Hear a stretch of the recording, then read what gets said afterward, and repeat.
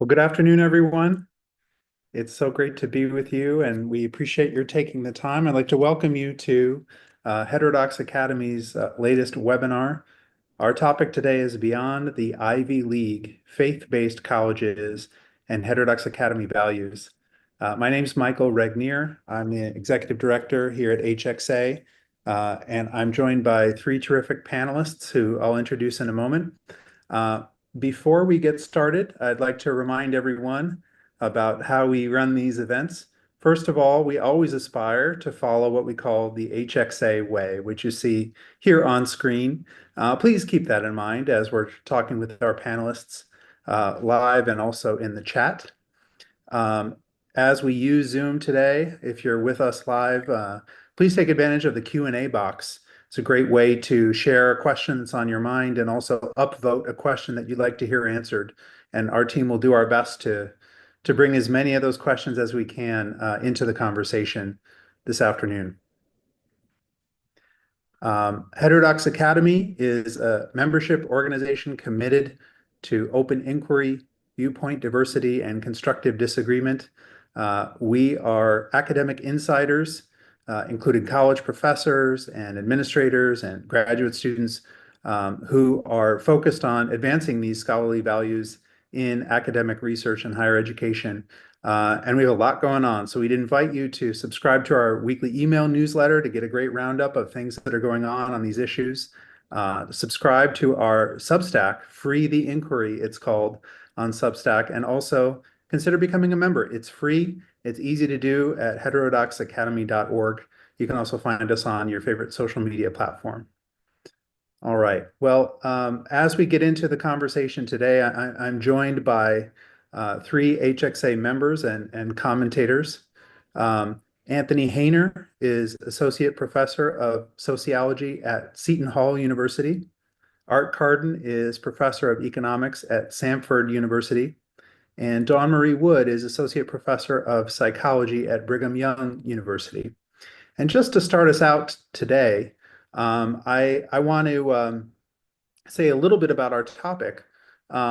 This is part of a series of webinar discussions looking and exploring how our HxA values sort of play out in different kinds of institutional contexts. We've talked to folks from women's colleges, from community colleges, and today faith-based colleges. Of course, Heterodox Academy, right there in our name, is something of what I would call a religious metaphor. The idea of heterodoxy going against lowercase o orthodoxy, which in this usage sort of refers to some kind of a negative thing, an oppressive sense of the right answers that you can't question. Of course, we know that there's limits to every metaphor, and our members include many people, not only people of faith, but people who work at colleges and universities that have some kind of faith-based or creedal commitment, which raises some very interesting questions about how our values play out. So I'm really excited for this conversation. The first question that I'd like to ask is, can you tell me a little bit about the institution where you are for our listeners to have some context, and what's different about being at a faith-based college or university, whether it's positive or negative, whether it's research or in the classroom, what is different about that sort of context? Art, why don't we start with you? Can you tell us a little bit about Samford and what's different about it? Sure, yeah. So Samford is historically a Baptist university in Birmingham, Alabama, founded in 1841, if I remember correctly. And it's actually not actually a creedal institution. So it's expected that everybody believes sort of the fundamentals of the Christian faith, but you don't have to be a Baptist or go to a Baptist church or what have you. You don't have to sign you don't have to sign some sort of doctrinal statement either. Um, it's a really interesting and fascinating place because there's an enormous amount of intellectual, spiritual, and cultural freedom here. I describe the institution to people who ask as a place. It's a very serious place where serious people do very serious work about serious subjects, but no one takes themselves too seriously. That's basically Samford in a nutshell. I've been here for about 12 years in my previous job. I had a friend once who said, I can never tell whether we're praying or not. At Samford, that's not been a problem. Thank you. Anthony, let's go to you. Can you talk to us a little bit about what we should know about Seton Hall and what makes it different as a faith-based institution? Yes, Michael. Seton Hall University is an archdiocesan university, so it's sponsored by the Archdiocese of Newark. So it's definitely part of the official structure of the Catholic Church. And I would say roughly 60% of our students consider themselves or identify as Catholics, which leaves 40% for a variety of faith traditions to be represented, and also no religious affiliation. And I would say also the faculty is sort of a mixed bag in terms of Catholic commitment or affiliation, but everyone sort of recognizes that we are archdiocesan, and I think takes that into account in some ways. We may be able to get into that. Hopefully, we'll get into that later, to take that into account. But I think it's recognized and respected, our Catholic foundation. Thank you. That's such a helpful introduction. Finally, Dawn Marie, can you tell us about your context at BYU? Oh, you're on mute.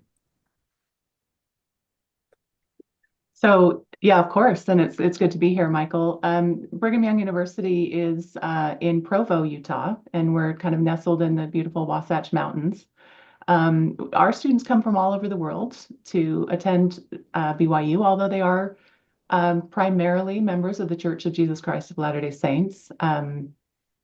We're nearly now 150 years since our humble beginnings as Brigham Young Academy, and this is a church-sponsored institution. It's become one of the largest private universities in the United States, and we now are home to more than 3,500 students who come from 105 countries, and every state here in the U.S. And so, while some see us as a more homogenous group because a majority of our students are members of our faith, we do have students from different faiths and an interfaith group that is active in striving to ensure that everyone finds a home and feels included on campus. And so that's a little bit of information about who we are and where we are and the Wasatch Front. Yeah. Do you have a sense of what the proportions are? How many students are not part of the church, Dawn Marie? Yeah, let's see. I can actually tell you here. We have, let's see. I would guess that more than 90% of our enrolled students are members of the church. Yeah. So that would be my guess. And when I narrow in on the exact figures on our facts and Oh, figures, that's all right. I'll find it. But a large majority, certainly. Yeah. So I think the observation that I would make already is that there is a spectrum at faith-based colleges and universities in terms of what percentage of students are aligned of the same faith, and maybe something about the intensity of involvement, with a particular church or other sort of religious body. Let's talk a little bit about how that plays out day to day, and maybe we can just start by talking a little about the classroom. So maybe I'll stay with you for a moment, Dawn Marie. So you're teaching in an environment where students are coming to campus, they're getting their college education. There is a faith-based framework to the entire institution, which is shared with most students. How does the pedagogy, how does the teaching experience differ there from some other contexts, especially for those who might be on the event who have only had experience with a more secular environment? Yeah. So that's a great question. And this probably applies to many of the faith-based institutions that are represented on your panel today. I often at BYU, one thing that we speak often of is having a double heritage. And that simply means that we embrace our religious mission, right? Even as we speak to the broader academy with credibility and strength, we've got this invitation from our administration, and we take it very seriously, to develop the skills that help us to foster this double heritage. We're striving to be bilingual, meaning that we strive to speak with authority about our disciplines and the language of scholarship, but then also to speak with power about our Christian discipleship in the language of faith. So that's one difference. I feel like but then also similar across faith-based institutions, that we're likely all trying to navigate both the secular and the sacred. And what's interesting at BYU is, and I do this all the time in my classes, when secular and sacred truths reinforce each other, right? We embrace both. And then there are other times when secular claims may conflict with revealed truth or doctrine, and then we intentionally mark the difference. And so simply trying to replicate models of pedagogy may obscure, I feel, the sources of differentiation that we as religious universities can and do bring to the academy. And so we lean into that opportunity to be bilingual and to model as disciple scholars really what that looks like for our students to acquire knowledge and pursue truth by study and also by faith. I want to come back to that, but that's a really helpful kind of description or picture for us, and to help us sort of understand what the organization, or rather what the university is aiming for. Is there a similar dynamic where you are, or any differences that you would note when it comes to classroom pedagogy? So I really like the description of BYU as bilingual. That's a really useful way to think about how a faith-based institution operates and proceeds. The way that I kind of approach the classroom, the way that my colleagues approach the classroom, the way that a lot of us at Samford do, is on the conviction that what we're doing at Samford is we're discovering the principles governing the kind of world God created. So whether that's in the biology department or the physics department or the math department or the economics department, Johannes Kepler was alleged to have said that he was basically just thinking God's thoughts after him. That, I think, is a lot of what we're doing, trying to do something like that. And then when we do come across something that I think is especially cool, I will do what I can to kind of link that to what the students are doing, or at least have done or should have done perhaps in their biblical perspectives classes and other places. So one of the lines I'll use in class from time to time is that the heavens declare the glory of God, and so does the quantity theory of money. So we can reduce something incredibly complex down to a simple mathematical expression, and then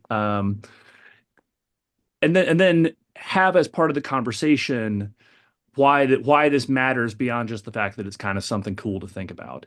So there's a really important integration of faith and inquiry at a place like Samford that is unique relative to a lot of other places I've been and a lot of other places I've seen. Thank you. And Anthony, what's your perspective? I have a sense that there might be a little more variation, maybe depending on the department or the professor at Seton Hall, but what are some of the pedagogical dynamics present there? Well, we have a core curriculum, so every student is required to take 3 seminars, total of 9 credits, in which they engage the Catholic intellectual tradition. Mm-hmm. So there's a freshman seminar, sophomore, and then a seminar as part of their major requirement. So they do, every student gets exposed to the Catholic intellectual tradition in those 3 courses. But then the students certainly have the option to major or minor in Catholic studies, in theology and religion. There were faculty development initiatives, which for those faculty interested in such training to become more immersed in the Catholic intellectual tradition, and thereby incorporate that expertise into the courses they teach. But that's certainly not mandated in any way. So I think there's a recognition that theology, on the one hand, and the sciences and the humanities, on the other hand, operate with sort of different methodologies. I think those differences are respected. So I would say one issue I would say faith-based universities in general is that for many faculty members, incorporating the Catholic intellectual tradition or a religious tradition of any kind is just not, it's seen as sort of irrelevant to their particular field and their particular discipline. I'm sorry, there's something about, and I'm sorry, but I'll just shut this off and get back. No problem, Anthony. Thank you. So I think we have sort of a sense of some of the different ways that classrooms can feel differently. I want to dig a little bit deeper, though, and maybe first kind of on the positive side. I have the sense that, when HxA members talk about viewpoint diversity, when any of us talk about any kind of diversity, there's always that question in the background of diversity at what level? And there can be a trade-off where, having an exactly representative population of some larger population inside of your classroom or inside of your institution has many benefits, but it can also make each little institution itself kind of the same as every other one. And so at the institutional level, a BYU or a Seton Hall is adding diversity, a different kind of a choice for students and faculty when it comes to their experience. I wonder if being in a faith-based classroom or university sort of allows for some different kinds of academic interactions that wouldn't be as possible in another setting. I don't know, Art or Dawn Marie, would you want to get in on that? I think that some of my jokes are probably funnier because we share at least sort of a kind of doctrinal religious denominational heritage. Again, Samford being primarily historically a Southern Baptist institution, and most of us coming from Southern Baptist backgrounds. It's fun to be able to have inside jokes in a sense, and to know that like everybody's going to get it. So that creates the not taking ourselves too seriously part, I think, of the Samford atmosphere. Mm-hmm. Yeah, I agree with that. There are certainly some things that add to the unity that we feel, just because many of us, a great majority of us at BYU, share the same faith tradition. But I also feel like we have similar commitments in that regard that might help us to lean into some of the principles that so well align with Heterodox Academy. And if I might just touch on one of those, I often think of things that I have learned by engagement with HxA that just dovetail so nicely into some of the priorities in our classrooms. One of those being prioritizing truth over social justice. I mean, there's been an interesting series for years on the HxA blog. I think kind of Jonathan Haidt kicked that off with his Why Universities Must Choose One Telos, right? Truth or social justice. And then that's been followed up by a series of people weighing in on that idea. Every semester and term, for example, as we're thinking about the things that we share in common in the classroom, And among those, this idea of prioritizing truth, as I described our model of study by faith. And one of the things that I've incorporated is Patrick Casey's idea, building again on Jonathan Haidt's, that it's not possible to have social justice as the primary value of universities because its effective promotion is contingent upon prioritizing truth. That's something that we share among us, students and faculty on campus, this idea that Casey put forward that if universities keep these values properly ordered, they can work towards both. But if universities encourage faculty, staff, students to prioritize social justice over truth, they'll end up with neither.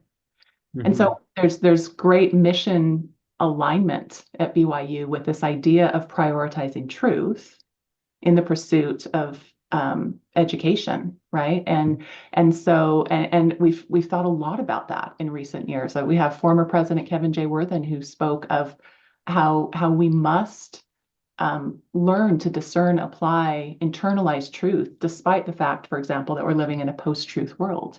And that one of our major purposes at BYU is to proceed in that manner. Students should be aiming for that. Faculty should be modeling that. And so some of these shared values, it's helpful to have some of these principles reflected in Heterodox Academy, because you can bring in some of these blog posts. You can talk about telos and purpose at institutions of higher education generally, and then you can focus in on some important alignment and why both in the academy, from a more secular perspective and also from a gospel perspective, we can feel even more unified in that effort of pursuing higher education. So really appreciate that about the intersection with things that not only unify us on campus, but how we can leverage the strength of some of these insights. Right. And it may be that humans living together in community, doing academic work, can't sort of live in a free-floating world without any sense of shared values or routines or traditions. They end up springing up one way or another. And being able to live among one set is valuable for many people. On the other hand, I can imagine many Heterodox Academy members being skeptical here, listening to this conversation so far and thinking, well, wait a minute. So are these universities where there's less questioning, there's less disagreement, and is it stifling to be in a classroom or on a campus where potentially so many questions have official answers? And I wonder sort of what you would make of that critique, because I'm sure there's folks on the call who are thinking about it, and really that sense of what sort of an official belief means is sort of behind that metaphor that gives Heterodox Academy its name. Anthony, if you're back with us, I mean, do you have thoughts on that? Does it feel like that? Is that the experience of Seton Hall students and faculty, or maybe sometimes? Well, one thing that I think characterizes Catholic teaching is that it's just simply not easily categorizable in terms of like left, right. So from a heterodox point of view, when I teach Catholic teaching, social teaching, in a course I developed, Catholicism and the Human Sciences, students are often surprised that the Catholic Church is, well, for want of a better term, seems progressive on issues of inequality, environment, but more conservative when it comes to issues of gender, sexuality. And so I think they appreciate, well, this tradition has a range. So I think from a viewpoint diversity perspective, I think that's quite healthy. That Catholicism is sort of across what is normally considered the ideological spectrum. Right. So maybe pluralism isn't the right word, but there's different streams of thought inside of a given Yes. tradition. Art, does that resonate with you? It does. There are no questions that are off the table, as far as I know, at Samford. And in fact, when I was initially looking at the job in 2011, 2012, one of my eventual colleagues said that he had been at several different institutions. He said he had more intellectual freedom at Samford than he'd had anywhere else, at least in terms of his ability to pursue the things that he wanted to pursue. So, yeah, we share a common faith, the faculty at Samford and a lot of the students, but it's not functionally different, I think, from sharing a common language. Having English is sort of the lingua franca of the university. You know, Evangelical Christianity is the religious culture of the university. But yeah, there's nothing that is off the table. Samford has had to struggle, I know, to maintain both its spiritual integrity and its intellectual integrity. And I know that's a very difficult tightrope for a lot of schools to walk. I think we've done so very successfully, and I think that there are a lot of schools that have. And I think that really contributes to the vibrancy of the intellectual and spiritual environment here. That we have had to have those kinds of contentions, and then also that uh, I don't know of anyone on campus who is uncomfortable asking any question. Mhm. And again, I think that's really important. Don Marie, what's your take on this? And I'm also curious kind of how things play out at the very micro level. Yeah. The student starts to have a crisis of faith. They start to be unsure about the truth claims that are made by the church, or they just disagree with the faculty about how something is interpreted. Yeah. What happens? There's an ejection seat, or how does it work? Yeah, so well, first of all, I'd just like to echo some of the sentiments that Art just shared about academic freedom. We enjoyed, many degrees of that on campus as well, and so we're invited to lean into that. Of course, it's the disciple scholarship approach that we prioritize at BYU, but we certainly do enjoy that kind of freedom from an intellectual standpoint in our scholarship. On the more micro level, from a student perspective, um, I really feel like we also lean into the purposes of the higher education experience, where we're all about expanding our students' thinking, opening their minds to new ideas. An open inquiry is alive and well. Just because faith-based institutions might see ourselves as having maybe additional truth and through revelatory means added insights that add to the light that is a metaphor for knowledge. We are collecting that from all different areas, and we are appreciating what an expansive experience that is. And so we're inviting students into that kind of environment. So I feel like I haven't seen that be something that is stifled at all, but rather just the opposite in terms of open inquiry. Now to your second question about the student's experience. With this climate of open inquiry, I feel like we're also encouraging them to be seekers of truth. And that often, as you might expect, could lead to a crisis of faith, right? When they bump up against ideas from a secular perspective that don't resonate with a gospel principle or a cherished belief or a truth that they've always had, or what they have believed since childhood, being raised in a faith-based home. And so that's an interesting opportunity for us, I think, as educators at faith-based institutions, is to build upon, hold fast to the truths that we know, but then to build upon and expand our thinking. And then there are times, as I mentioned before, where we mark the difference.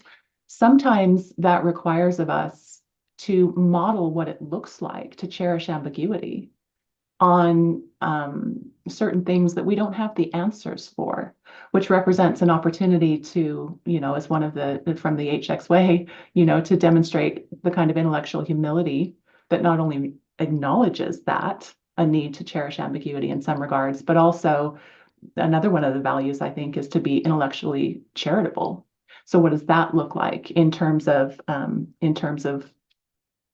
walking with each other as we navigate, helping students who are navigating faith crisis. And we can demonstrate both aspects of our commitment to the faith and also the additional knowledge that might inform some of their ways of thinking in spaces that are new to them. So it sounds like a student who is in disagreement or trying out something that would put them in disagreement with the professor or with the institution or with the church has some leeway to explore that. It's not that every assignment is, I mean, I'm not asking facetiously because I think a lot of people make assumptions about how it would work. Right. So it's not that they don't, it's not that you get graded down constantly or silenced or anything like that. Right. Hopefully not. And we're striving for that. I can't speak to what's happening in every classroom, but I know that that is our charge, right? That's what we are expected to facilitate at BYU. And it's definitely a period of growth. And if students are honestly seeking to better understand things, of course, they're going to bump up against these kinds of issues, just as they do at every, other college and university around the nation. It's just we've got this added aspect of their experience that incorporates religion, right? Mm-hmm. I want to start getting into a few questions from our participants. So let me do that, and then I'll sprinkle in a few more of my own. I'll also say to our panelists, please feel free to jump in. Don't wait for me if you have a thought or you want to build on anything that anyone is saying. All right. So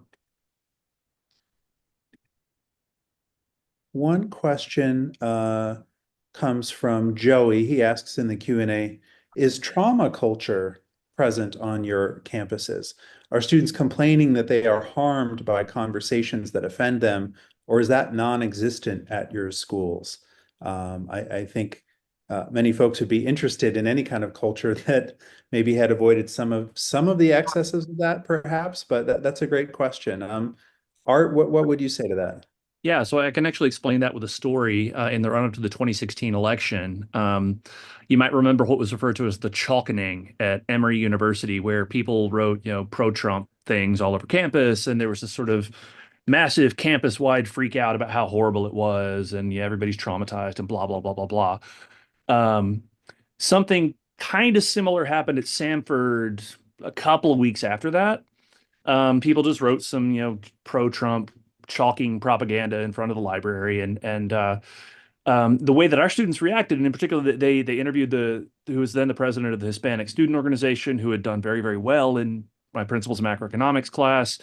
And her response was basically, okay, this is dumb. You're supposed to get a permit to do stuff like this, so let's just wash it off and move on with our lives. And I introduced class the next day. I gave everybody a copy of the campus newspaper and said, look, this is how adults handle situations like this. And I'm very, very, very, very proud of you. I don't think the trauma culture is nearly as pronounced as it is at a lot of other places. It's there to a certain extent, but I think for Samford specifically, our mission is clearly intellectual and not therapeutic. Mm-hmm. Of course, obviously, we have counseling services and things like that, and we care about it. We care about our students in a bunch of different ways, but nobody said, "I'm sorry, I can't take my intermediate macro quiz, yesterday because Trump won the election, and I just can't handle that." So to a certain extent, we really are talking about different norms, sort of a different cultural kind of ethos potentially. Michael asks a question that was on our list to talk about, so I'm glad he brought it up. He asks, what level of institutional neutrality can be hoped for at a faith-based university? And I'll just add to that we've talked a lot at HxA about the idea of institutional neutrality, that top-down pronouncements in particular about matters that are of publicly contested political and other kinds of controversial matters at most pluralistic universities can sort of have a chilling effect, that they become that lowercase o orthodoxy, and the work of debating and deciding and discussing and maybe not making up your mind right away kind of gets twisted when the president of the university is saying, well, obviously this is what this means, and here's how we should all feel about it. And I will plug our extraordinary you, which is our model of statements. However, we have rather a model of how institutions could practice institutional neutrality when it comes to statements by their leaders. Even there, we talk about, some exceptions when things happen that are core to your mission, and we specifically mention, religious and faith-based universities, which might have a mission that compels them to speak out. But I'd love to hear anyone talk about sort of whether this comes up, and as Michael asked, to what extent this is something that can be hoped for or should be hoped for maybe at a faith-based university.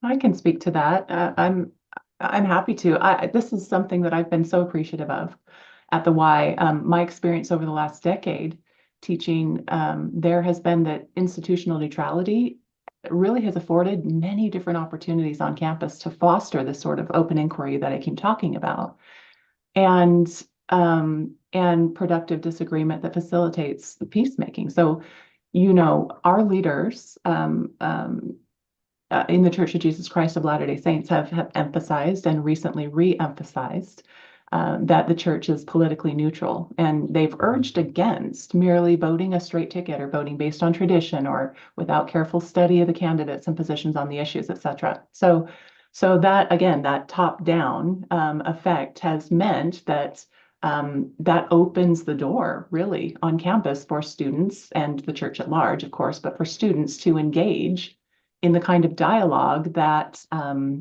HxA principles can be applied to help them do so. And let me give you one quick example, since we're sharing some stories here. One was that I'm in the psychology department, and this is a university-wide initiative. It happens to be a psych student who co-founded this initiative on campus called the Peacemaker Project.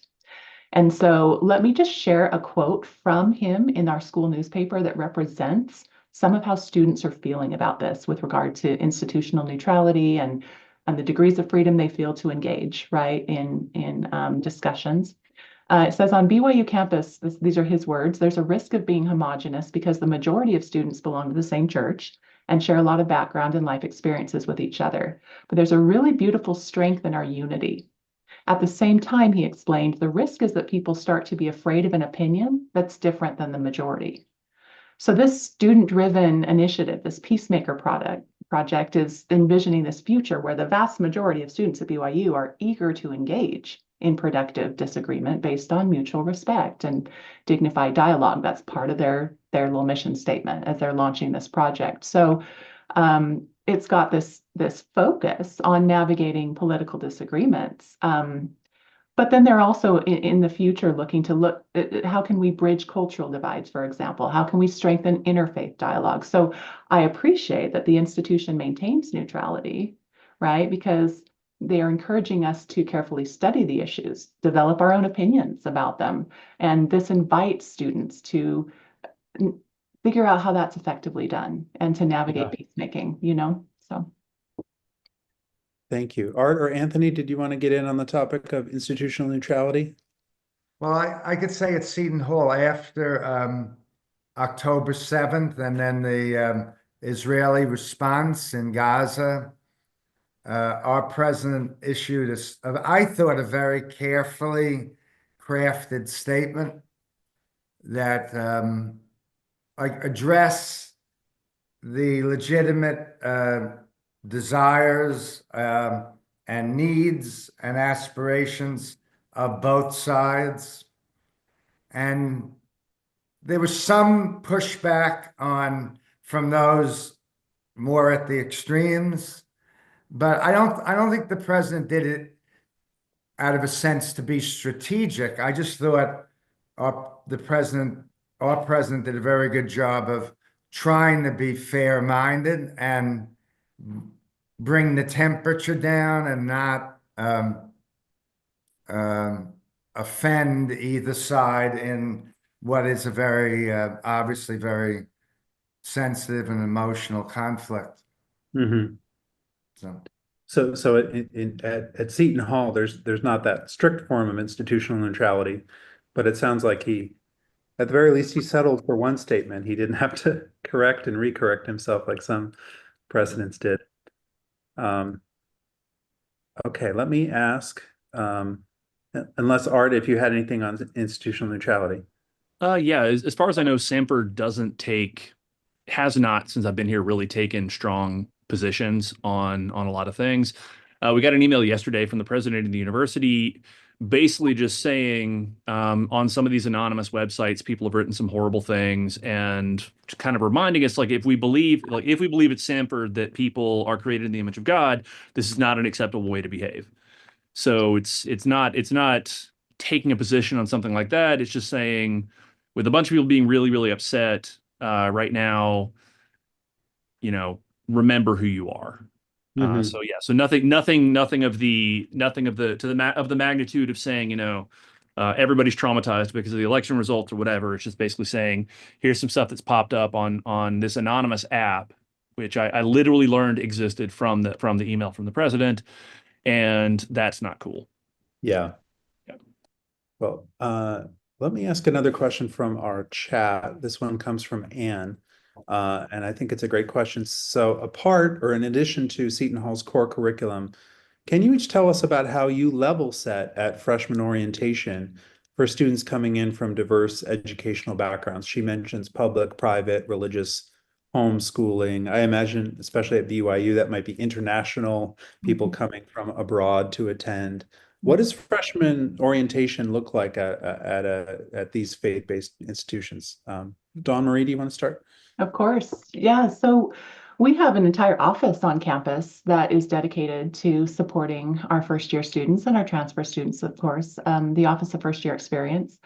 And so in addition to new student orientation that takes place before major semesters begin, where students are assigned a peer mentor that follows them through the process and actually stays with them throughout that first year and is trained to provide them access to different resources on campus, answer questions they have, visit with them whenever they need some extra mentoring, et cetera, and introduce them to our different resource offices on campus.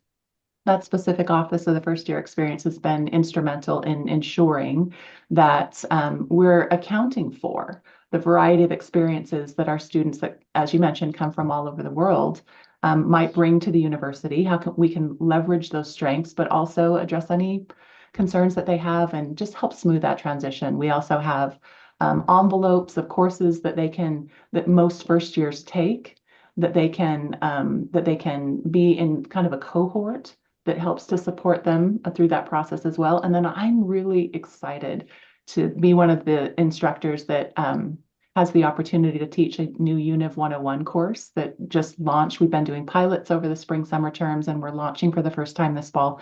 Every student at BYU takes it. It's the Univ 101, BYU Foundations for Student Success.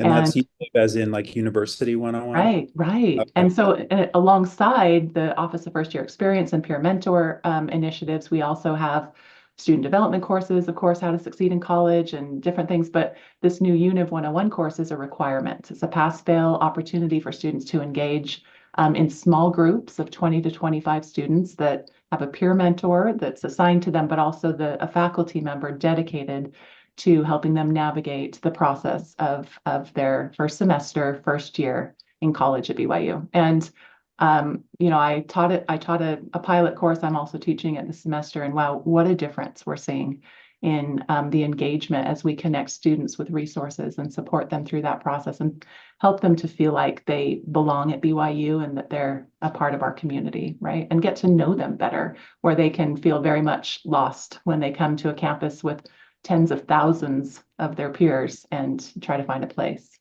Yeah.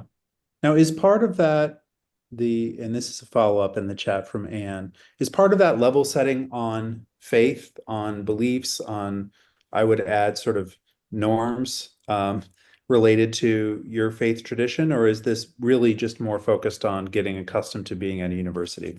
I would say it's both, right? Because we do have content in the course that walks them through things like the honor code, right? Which many institutions have honor codes, but BYU has some aspects of our religious practices built in, right? And so we navigate that. I have one student in my UNIF course this semester who is not a member of the church and an international student, and so we navigate with sensitivity, recognizing that not everyone in our classroom is a member of the Church of Jesus Christ of Latter-day Saints, right? But we do obviously have those things built in to the UNIF course as part of the BYU experience. Whereas then they also take religion courses. As was mentioned earlier, there are certain requirements at faith-based universities that involve religious study, and ours is no different in that regard. There's certain amount of credits that they take in our religion department as well.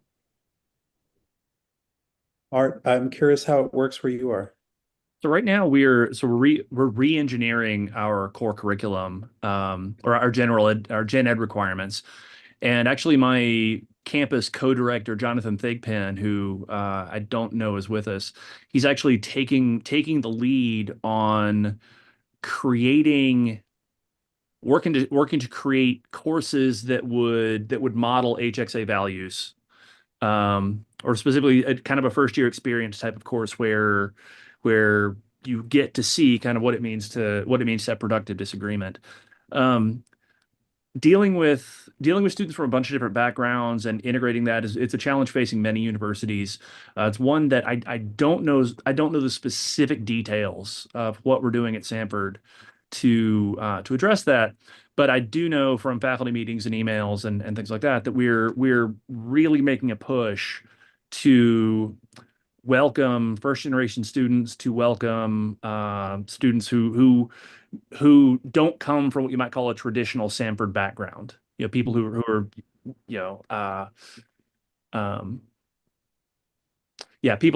basically people who may not have been like private school educated or suburban South, etc.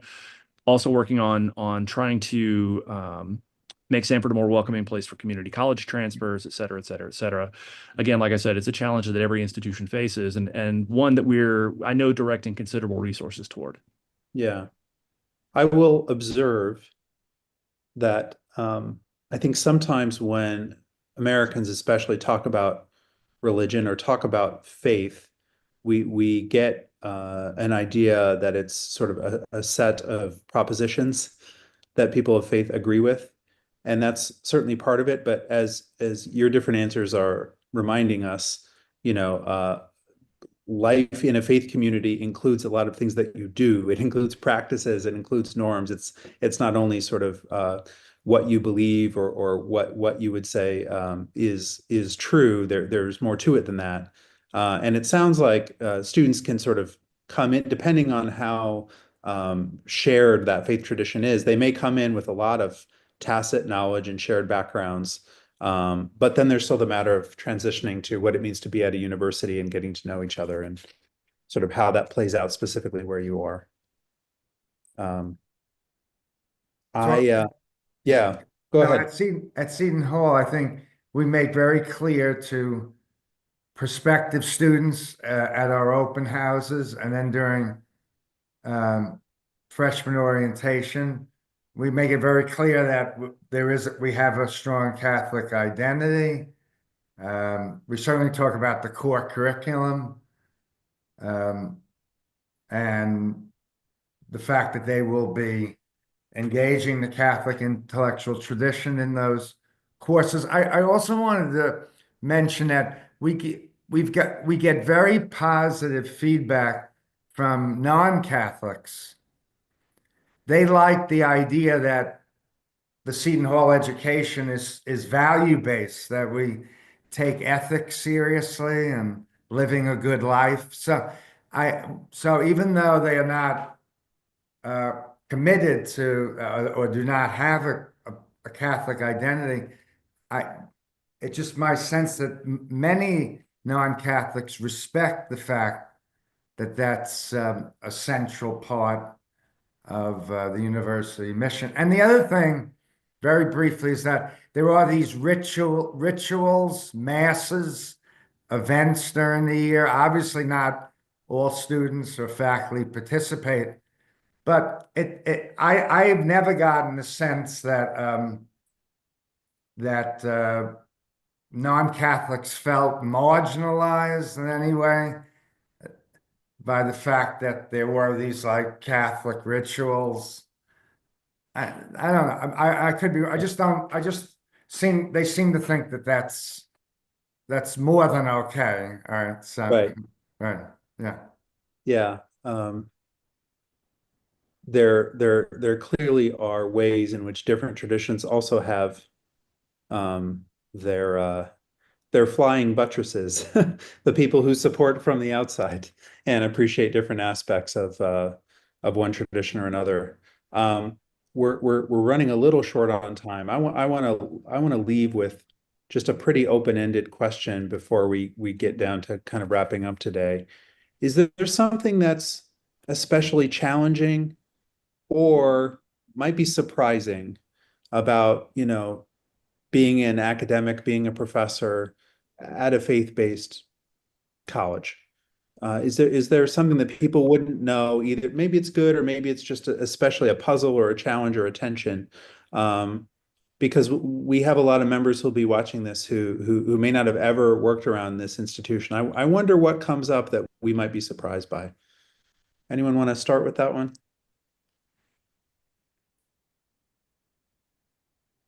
One question I had for Dawn Marie and Art on that point, Michael, is Yeah. the issue of does the religious identity of an institution, to what degree is that important in hiring faculty?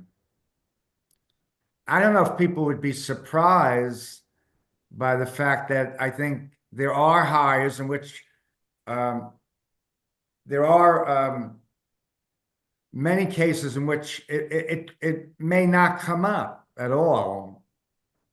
So I don't know if that's surprising, but I think it's worth noting. But I would like to get a sense from Dawn Marie and Art in terms of faculty That's a great hiring. question. And yeah.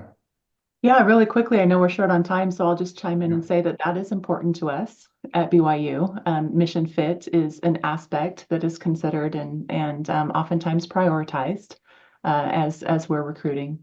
Mm-hmm. Yeah, it's essential at Samford. If you're not a mission fit, then you're not going to get past sort of the first round of application review. Yeah. Of course, obviously there's a lot of selection. There's a lot of selection effects here. We end up, I think, having a very, very, very good faculty, in part because people apply for a job at Samford very deliberately because they want to be at Samford. They want to be at a school like Samford because they believe in the mission of the institution.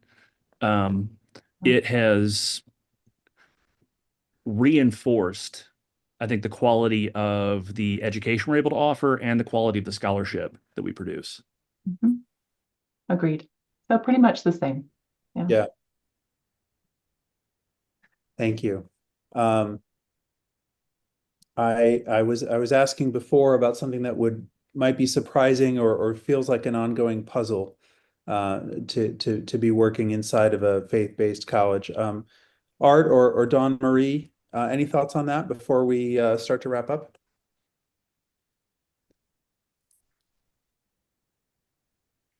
I just think, just for me, what's surprisingly refreshing is that we're continually navigating paradox, right? We are proving contraries again in this kind of post-truth world that we inhabit. There's this daily bumping up against false dichotomies, these either or fallacies, right? So faith or reason, Right. religion or science, truth or social justice, as we talked about earlier. But I think the most profound insights, not so much surprising to me as I expected that coming to BYU, wanting to contribute in that kind of environment, is when secular and spiritual truths are brought together in inspired and reinforcing ways.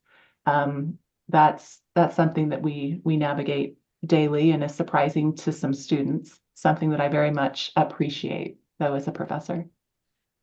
Yeah. One of the things I really like about being at Samford specifically is the fact I don't have to compartmentalize anything. I don't have to compartmentalize my scholarship, my teaching, my life at home, my life on Sunday mornings, my everything fits together, everything comes together, and it's really fantastic. It's really fantastic. I love that that I'm not, I don't have to turn on church on Sunday and turn that off when I go into the classroom, or turn on classroom when I go into the classroom and turn off something else. I really, really love it. Yeah, that's one of the beautiful things about disciple scholarship is you really are able to bring your whole self, right, to the classroom, to every faculty meeting, to every devotional, right, each Tuesday or forum. Like it's a beautiful thing. So that very much resonates with me as well. And at Seton Hall, our Catholic Studies program has as its charge to engage the various disciplines in the humanities, social sciences, natural sciences, professional schools, and so that there's, I think many people would be surprised as to how supportive many religious traditions are of those other disciplines, and respect their autonomy to a large extent, and their methodologies. And go back to your point of there isn't a fault. It's a false dichotomy to believe that religion is sort of antithetical to these other disciplinary activities. Well, I think that's a good note to almost end on. We don't have anyone here from our friends at Yeshiva University, for example, but in the Jewish tradition, they talk about argument for the sake of heaven. And I think there probably are hours worth of other discussions we could have about the ways in which interpretation and other kinds of intellectual work inside of a religious tradition sort of can spill out. I really want to thank our panelists for this fascinating conversation today.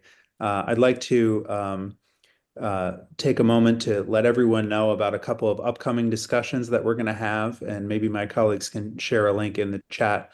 We'll be having a members-only pop-up conversation about legislating intellectual diversity. We're going to look at some actual legislation pending in a state about that. And then we're also going to be having a discussion panel about the state of open inquiry in Canada.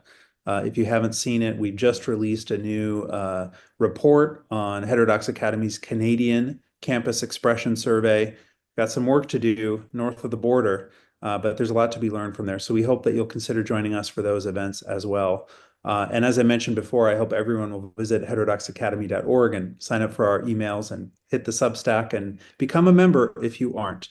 Our members include people from all kinds of faith traditions and no faith tradition.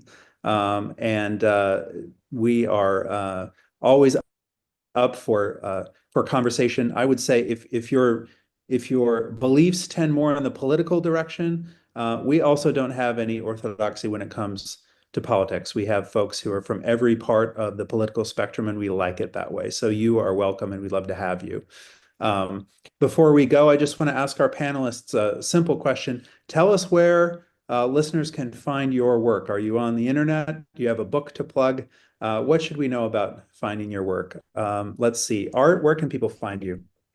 So I Google easily. I have a very poorly maintained website at artcarden.com, and you can pre-order my forthcoming book, Mere Economics, co-authored with Caleb Fuller. That's supposed to come out in April of next year, and it's available again for pre-order on Amazon, and I assume wherever fine books are sold. Hey, that's how you do a book plug. Thank you, Art. Dawn Marie, how about you? Yeah, well, I don't have a commercial prepared, but that was awesome. You can find me on LinkedIn pretty easily, and you can also go to psychology.byu.edu, and under faculty, I'll be listed there. Great. Now, Anthony, I can take the train to New Jersey and find you, but what about on the internet? Well, I would say I participated in 2 podcasts, The Dissidents podcast with my colleague Mark Horowitz, based on our study of eroding standards in the university and faculty attitudes towards in relation to those trends. So that would be one Great. one thing that people So can check take. out Anthony with Mark on the Dissonance podcast. Yeah. All right. Thank you so much, everyone. Hope you have a great evening. Thank and you, Michael. Michael. next time.